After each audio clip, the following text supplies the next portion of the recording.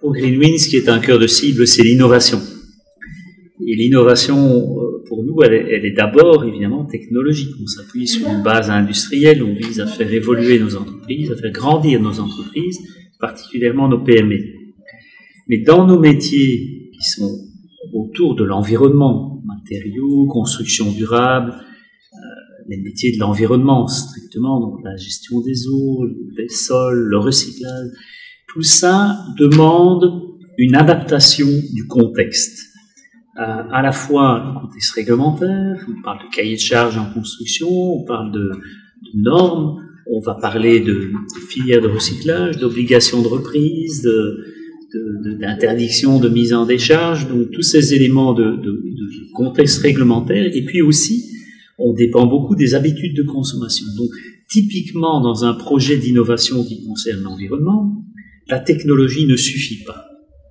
Et donc très tôt, Greenwind s'est intéressé à tous ces aspects d'économie circulaire, c'est-à-dire que recycler, c'est très bien, mais pour autant qu'il y ait une utilisation à la matière recyclée. Donc on travaille forcément avec les apporteurs de matière en amont et les utilisateurs de matière en aval. Donc on a dans nos projets Greenwind toujours des projets transversaux qui vont concerner à la fois la chimie, c'est le secteur qui fabrique les matériaux, mais aussi la construction. On va fabriquer des matériaux innovants pour la construction. On travaille avec des entreprises qui recyclent des déchets, mais on s'intéresse à leur utilisation dans des filières chimiques, etc. Et donc, la technologie ne suffisant pas, on est toujours appelé à rassembler autour de nos projets des opérateurs autres. On a des communes, on a des administrations, on a des organismes publics divers et variés, des institutions, et ceci relève vraiment de cette logique. On élargit la vision, on prend du recul par rapport à la technologie, c'est pour mieux innover. Les obligations de reprise vont tout d'abord être imposées par la réglementation, et puis la matière première se raréfie. Et donc on commence à s'apercevoir qu'il y a de la valeur dans des matières que l'on jetait. Prenez l'exemple évidemment le plus frappant des écrans plats, les GSM, les équipements électroniques. Tous ces équipements contiennent des fractions de métaux rares, d'or, de lithium et autres matières qui ont une valeur et dont l'Europe est dépourvue. Donc, si on parvient à organiser des filières complètes où l'ensemble des acteurs d'une chaîne de valeur sont intéressés au fonctionnement global, où on a à la fois du tri sélectif, une collecte propre avec des gens formés qui savent sur quoi débouchent les produits qu'ils fabriquent. Finalement, c'est un processus industriel comme un autre. Des utilisateurs qui ont adapté leur processus pour accepter des matières recyclées. Un plasturgiste ne peut pas impunément prendre une matière dégradée par le recyclage.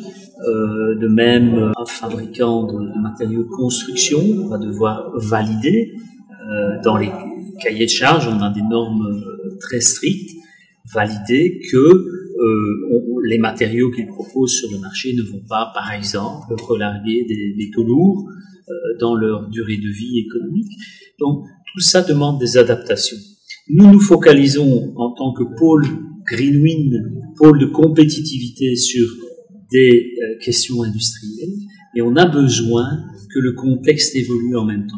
Ce qui n'est pas acceptable, c'est que volontairement on inscrive dans le programme d'un produit sa fin de vie après une durée déterminée. Ça se produit probablement, ce n'est certainement pas la règle générale dans l'industrie. Qu'est-ce que on a dans l'industrie? C'est une durée de vie incertaine, mais certainement dans la maintenance, dans les opérations de service après-vente, on a une tentation à remplacer très vite aussi. Donc, il y a un tas d'intervenants dans la chaîne. Et en gros, on jette certainement trop, alors qu'on pourrait continuer d'utiliser. Donc il y a à la fois des éléments de réutilisation qui doivent être pris en compte, mais aussi de recyclage, bien sûr. Mais ce qui a été dit aujourd'hui, et ce qui est le cœur de l'économie de la fonctionnalité, c'est qu'on peut motiver l'ensemble des acteurs sur une économie de service qui va créer de la valeur, non pas sur la vente d'un produit, l'utilisation d'un produit qui finalement n'intéresse personne. Ce qui intéresse le client final, c'est le service qu'il reçoit. Et le service qu'il reçoit, on l'a encrypté dans un produit matériel depuis la révolution industrielle. Et aujourd'hui, ces produits sont complètement standardisés. Et la valeur, on va la créer dans l'adaptation que l'on peut ajouter au produit, dans le service que l'on va rendre à côté du produit. Et le facteur de développement essentiel des entreprises aujourd'hui, ce sera le service, l'accroissement de la valeur de service qui accompagne les ventes de produits, et dans les cas extrêmes, qui vont se résumer à du service, parce qu'il n'y aura plus de vente de produits de l'ouvrage, de leasing, où l'acteur industriel restera responsable du produit. On a cité des exemples, mais au fond, qui veut acheter une foreuse qui reste à la cave pendant 95% de son temps d'utilisation économique? Donc, à travers des mécanismes nouveaux, on peut aussi améliorer les processus d'innovation technologique. Pourquoi? Parce que vous allez utiliser de façon optimale les équipements pendant leur durée de vie, et donc les ressortir du circuit plus vite, mais après avoir été pleinement utilisés.